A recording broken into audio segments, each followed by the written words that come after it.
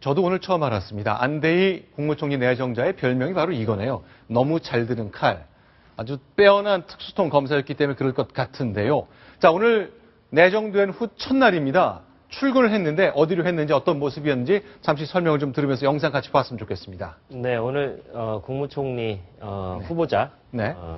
안대희 대법관, 전 대법관이 창성동 정부 청사 별관으로 출근을 했습니다. 저쪽 불담길이 경복궁이죠? 네, 바로 그렇죠. 옆이네요. 네, 길 건너편이고요. 저 뒤편으로는 청와대가 있고요.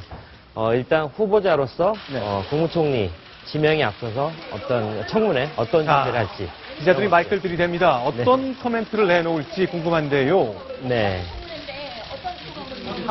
한마디도 안 하네요. 네.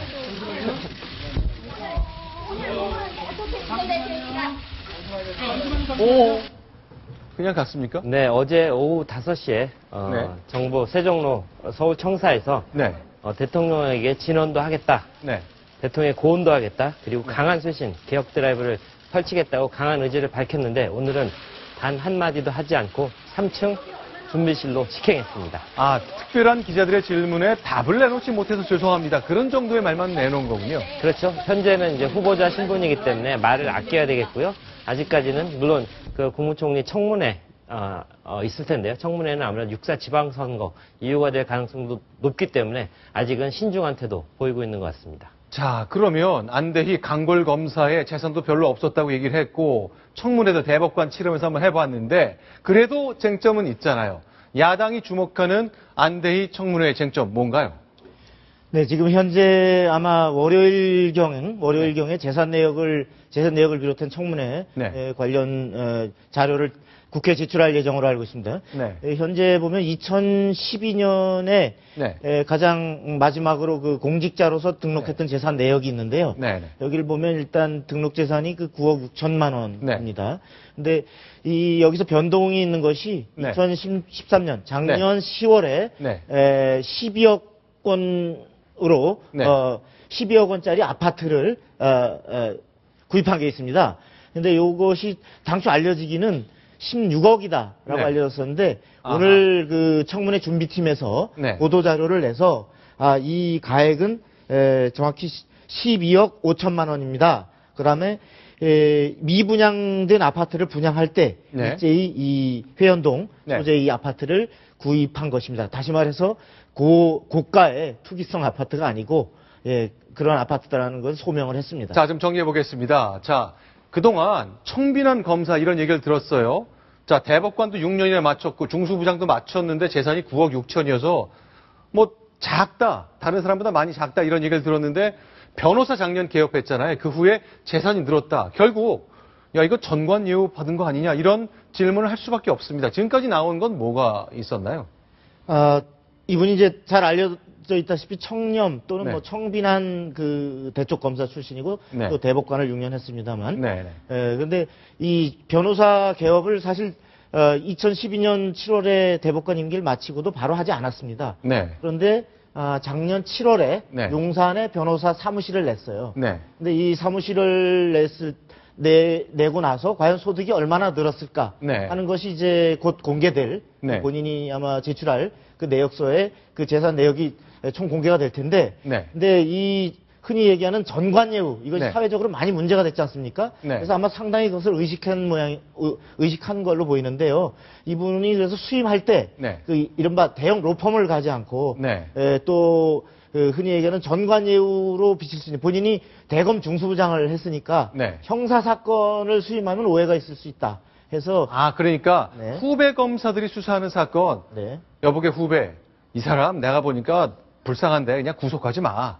이렇게 부탁해서 빼는 그런 형사사건에 오해가 있을 수 있기 때문에 그걸 안 맡았다 그 얘기인가요? 그렇습니다. 그래서 그 조세 소송에 관한 대리 사건 이것들을 주로 위주로 해서 수임을 했고 또 그 변호사 사무실도 흔히 이른바 서초동 그 법조의 노른자위 타운이라고 할 수 있는 서초동이 아니라 용산에 냈었습니다. 그래서 흔히 한때는 그래서 변호사로 수입을 벌기보다는 서울시장 출마를 준비하는 거 아니냐, 그래서 중심지인 용산에 내는 거 아니냐, 뭐 이런 얘기까지 있었습니다. 자, 그러면 이제 어차피 월요일 날 내역이 나오면 형사사건을 수입한 건지 아니면 정말 이분 설명대로 기업 사건, 소송 사건, 뭐 세무 사건 이런 걸 한 것인지는 뭐 월요일이면 확인이 되겠네요. 알겠습니다. 또 이건 뭡니까? KMDC라는 저도 처음 듣는 네. 이름인데 특혜설은 뭐예요? 글쎄요, 뭐 또 한 가지 쟁점이 될 가능성이 점쳐지는 부분인데요. KMDC라는 회사는 이명박 정부 시절에 네. 미얀마에서 자원 개발을 했던 네. 회사의 이름입니다. 네. 근데 거기에 대표가 네. 바로 처제의 남편. 그러니까 손아래 동서인가요? 그렇죠. 동서죠. 그러니까 부인의 여동생의 남편이 되는 거죠. 결국 동서. 그렇게 되는 사이인데 네. 그분이 이제 이명박 대통령의 당선에 기여했다는 얘기가 있고요. 그러면 자기 손아래 동서가 사업에서 돈을 버는 것도 청문회 때 문제가 될 수 있는 건가요? 글쎄요, 이제 그거와 이제 자금의 흐름이 어떤 부분에서 연관성이 네, 있는지 그런 부분이 될 거고요. 또 한 가지 KMDC라는 회사는 김병관 전 국방부 장관 내정자 청문회에서 낙마를 했었죠. 청문회를 통과한 다음에 낙마를 했었는데 김병관 전 국방장관 내정자를 미얀마로 데려가서 로비했다. 그때 한번 이름이 나왔던 회사입니다. 그래서 이명박 정부 시절에 어떤 자원 개발, 이 로비의 의혹이 아주 중심에 있는 회사이고요. 이게 과연 안대희 대법관과 어떤 관련이 있을지 이 부분도 야당 쪽에서 집중적으로 의혹 제기할 그런 부분 중에 하나라고 생각합니다. 야, 국무총리 되려면 사돈의 8촌의 기업까지 논란이 없어야 된다는 거 참 간단치 않은 일 같습니다. 자, 그러면요. 자, 이번에 지방선거 끝나면 안대희 대법관, 전 대법관, 총리 내정자는 청문회를 치르게 되는데요. 2006년으로 안내하겠습니다. 당시에 대법관 청문회에서 이런 질문이 나왔고 이런 식으로 답변을 해봤습니다. 같이 보시겠습니다. 2005년 재산신고 때 보니까요, 법무부 검찰을 통해서 재산이 2억 5천만 원으로 제일 적은 것으로 그렇게 되어 있습니다.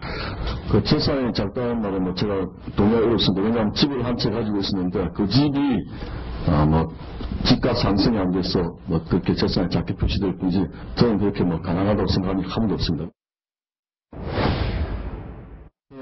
그 명치 연관스럽긴 합니다만 썩 좋아하지 않고 제가 제 입으로 이야기하거나 또 남이 쓰는 걸 반기거나 그러지 않습니다. 저는 그 당시 제 직책에 따라 어느 동서가 그 자리에 와서라도 할 수 있을 정도로 그렇게 일을 했습니다. 네, 검사로서의 어떤 소신, 본인의 재산에 대해서도 나는 이 정도면 재산이 적지 않다고 생각한다. 재산 형성 과정에서 본인이 꺼리낌이 없기 때문에 아마 저런 자신 있는 얘기를 한 것 같고요. 또 국민의 검사라는 칭호를 받았던 별명답게 수사에 대한 소신 명확히 밝히는 모습 볼 수 있었습니다.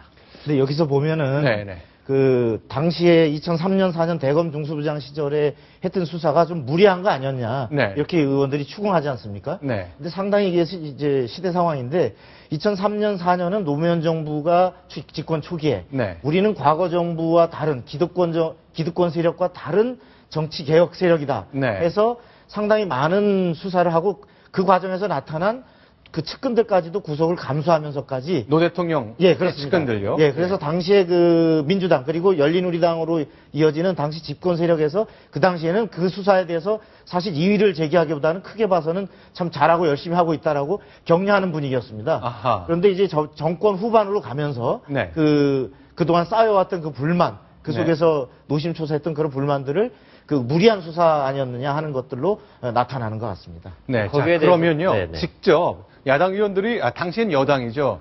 지금의 야당이고요. 의원들이 과연 안대희 대법관 내정자에게 무리한 수사와 관련해서 어떻게 얘기를 하고 있는지 또 어떻게 답을 하는지 같이 한번 직접 확인하시겠습니다. 저는 거꾸로 말씀드리면 지금 대통령 그 측근들도 많이 처벌돼가지고 그러니까 그런 문제가 아니라 저를 많이 또 섭섭하다는 욕을 한다는 그런 이야기 있다고 들었습니다. 그래서 제가 참 한마디만 이야기 드리면은 그 박지원 씨 사건 같은 경우는 주인 검사가 여러 가지 판별해가지고 신빙성 있다 해가지고 그렇게 돼서 신급 지금 항상 재판 중이기 때문에 제가 저희들 직접 어떻게 했다든지 이런 이야기 조금 아닌가. 그러니까 이제 후보자 입장에서는 무리한 수사나 정치권을 의식한 수사는 절대 아니었다. 좀 그런 입장 아닙니까? 저는 그렇게 생각합니다. 후보자는 그렇게 생각한다. 다만 이런 건 있습니다. 그 수사 대상이 된 분들이 있지만 여러 수사도 마찬가지입니다. 참 아는 사람도 말고 친분이 있는 사람들도 있습니다. 무죄 확정이 된 박주선 의원 같은 경우에는 저희들이 인간적으로 좀 인간스럽게 생각합니다. 자, 저 장면 앞으로 총리가 된더라도 국회를 상대로 한 과정이 좀 적지 않은 논란이 될 것 같습니다. 국민검사가요, 수많은 정치인들을 수사했고 기소했습니다. 일부는 유죄가 났고 일부는 무죄가 났는데요. 관련된 얘기, 당사자들의 반응 등은 잠시 후에 좀 살펴보기로 하겠습니다.